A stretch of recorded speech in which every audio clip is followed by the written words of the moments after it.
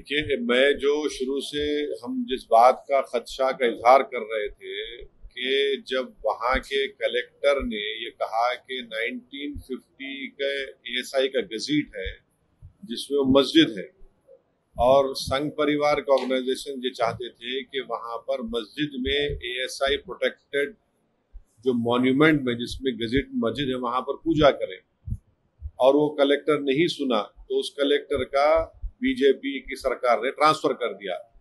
इसको आप जक्स्टपोज कर कर देखिए कि प्रेजेंट वक्फ बिल में कलेक्टर को ये पावर दिया गया है कि वो डिसाइड करेगा कि एक कोई प्लेस ऑफ वर्शिप या प्रॉपर्टी वक्फ है या नहीं।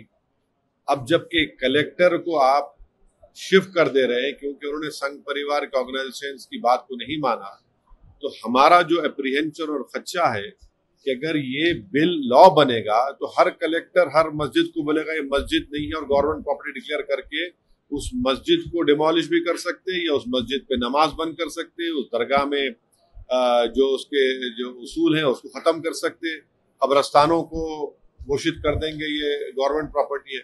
तो कलेक्टर को जो पावर्स वक्फ बिल में दिया गया है जो बिल्कुल गलत है, उसकी एक बेहतरीन मिसाल कल विदिशा में हम देखे कैसे उस कलेक्टर ने नहीं माना तो गवर्नमेंट ने उसको शिफ्ट ही कर दिया। अब आगे किस तरीके से अपने पॉइंट्स रखने वाले हैं? मुझे अब तो खैर स्पीकर साहब ने हमको मेंबर बनाया, मैं उनका शुक्रिया अदा करता हूँ। जेपीसी बनेगी, उसका टर्म्स ऑफ रेफरेंस अभी नहीं मालूम, जब मीटिंग होगी तो हम उस पर कैसा बोलेंगे। लेकिन एक सवाल ये भी उठता है कि कई लोग जो है 1955 से या 50 से वहाँ पर उन जमीनों पे रह रहे हैं। संगारेड्डी भी गए थे, वहाँ पे भी गए थे, तो बाकी जगहों पर जब हम लोग जा रहे हैं वहाँ पर देख रहे हैं गरीब मुसलमान भी है, गरीब हिंदू भी है जो अपने मतलब दादा परदादा की जमीन मानकर वहाँ पर खेती का काम कर रहे हैं। आज उनको बोल दिया गया कि ये वक्त की जमीन, आज नहीं बोला गया, 2001 में बोला ने दो आज 2001 का गेजेट ने आज नहीं बोला गया उनको। गजीट कौन इशू करता है आप बताइए? नहीं, गजीट कौन इशू करता है? वक्फ बोर्ड तो इशू नहीं करता गजीट।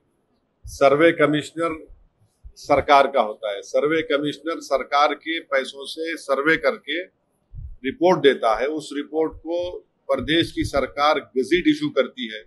वक्फ बोर्ड से क्या ताल्लुक उसको? नहीं, जब आप सर्वे कमिश्नर गवर्नमेंट के पैसों से करता है, गजीट एक ऑफिशियल डॉक्यूमेंट है, उसको करते हैं। और अगर किसी को ये आपत्ति है कि ये वक्फ प्रॉपर्टी नहीं है तो आप कोर्ट को जाइए ना। जब स्टेट गवर्नमेंट एक्सरसाइज करके उसको गजीट इशू करती है तो चाहे कोई भी हो, मुसलमानों के लिए 1 साल का टाइम है उनको, उस गजीट के इशू करने के बाद 1 ईयर का ऑब्जेक्शन उनको टाइम दिया जाता है। नॉन मुस्लिम्स के लिए कोई टाइम लिमिट नहीं है, आप ऑब्जेक्ट करिए, कौन रोक रहा है आपको? मगर आप ये बोलेंगे कि भाई सरकार उसका कर रही है हम नहीं मानेंगे, बोल तो फिर किसका मानेंगे फिर आप?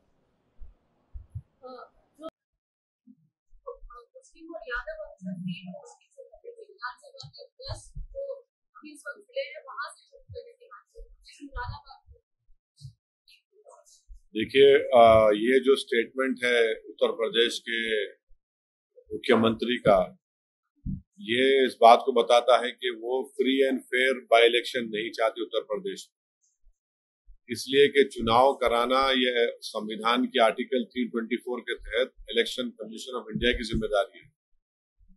हम इलेक्शन कमीशन से जानना चाहेंगे कि क्या वो उत्तर प्रदेश के मुख्यमंत्री के इस डिक्टाट को, इस ऑर्डर को वो मानेंगे और फिर यादव और मुसलमान ऑफिसर को नहीं रखेंगे, या फिर फ्री एंड फेयर इलेक्शन होगा जिसमें इलेक्शन कमीशन इंडिपेंडेंटली काम करेगा। अब उत्तर प्रदेश के मुख्यमंत्री ये बताना चाह रहे हैं कि वो इलेक्शन कमीशन ऑफ इंडिया है और आर्टिकल 324 को कोई माने नहीं रखते। वो ये भी कह रहे हैं कि अब इलेक्शन फ्री एंड फेयर नहीं होगा, क्योंकि वो कोई पॉलिटिशियन, कोई मुख्यमंत्री, कोई प्रधानमंत्री इस बात को तय नहीं कर सकता कि कौन सा ऑफिसर रहेगा नहीं रहेगा, तो इलेक्शन कमीशन तय करेगा। अब इलेक्शन कमीशन से हमारी अपील है कि जब मुख्यमंत्री ने ये बता दिया कि ये 2 समुदाय के लोगों को वो नहीं रखना चाहेंगे, तो अब इलेक्शन कमीशन के ऊपर एक बहुत बड़ी जिम्मेदारी है कि वो उत्तर प्रदेश के मुख्यमंत्री को गलत साबित करे और ये जो 10 बाई इलेक्शन होंगे उसको फ्री एंड फेयर करवाएं।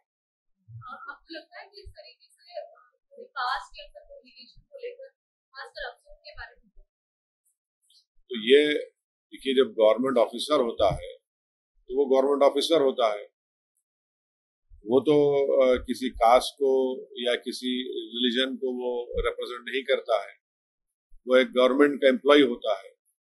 और मुख्यमंत्री का ये कम्युनल बिहेवियर है कि वो गवर्नमेंट एम्प्लॉयज को भी अपने कम्युनल चश्मा लगाकर देखते हैं। तो ये तो उनका हमेशा से ही बर्ताव रहा। तो इससे मालूम होगा कि इससे मालूम होता है कि मुख्यमंत्री कितना नफरत करते हैं उन समुदायों से जिनका इन्होंने जिक्र किया। सारी इज्जतें अल्लाह ही के लिए है और अल्लाह ही मेहरबान निहायत रहम वाला है। हज और उम्रा का फरीजा अदा कीजिए Al Hind global services private limited के स्टार और बजट पैकेजेस के साथ। हरमैन शरीफ के करीब स्टार होटल्स में क़याम, 3 वक्त हैदराबादी जायकेदार खाने, AC बसेस के जरिए मुकद्दस मुकामात की ज़ियारतें, सऊदी एयरलाइंस की डायरेक्ट फ्लाइट, हुकूमत सऊदी अरब और हुकूमत हिंदुस्तान से मंजूर शुदा। अल हिंद ट्रैवल्स की जानिब से हाजियों के लिए एक बेहतरीन तोहफा। अल हिंद के साथ उम्रा ट्रैवल करने वालों के लिए नेक्स्ट उम्रा ट्रिप पर 1% कैशबैक हासिल कीजिए। मुख्तलिफ ममालिक के वीज़ास और एयर टिकटिंग के लिए एक बार जरूर तशरीफ लाएं। आज ही अपना सफर बुक करें। Al Hind global services private limited, first floor, Babu Khan estate, Bashirbagh, Hyderabad. Contact 9949940160 और 040295629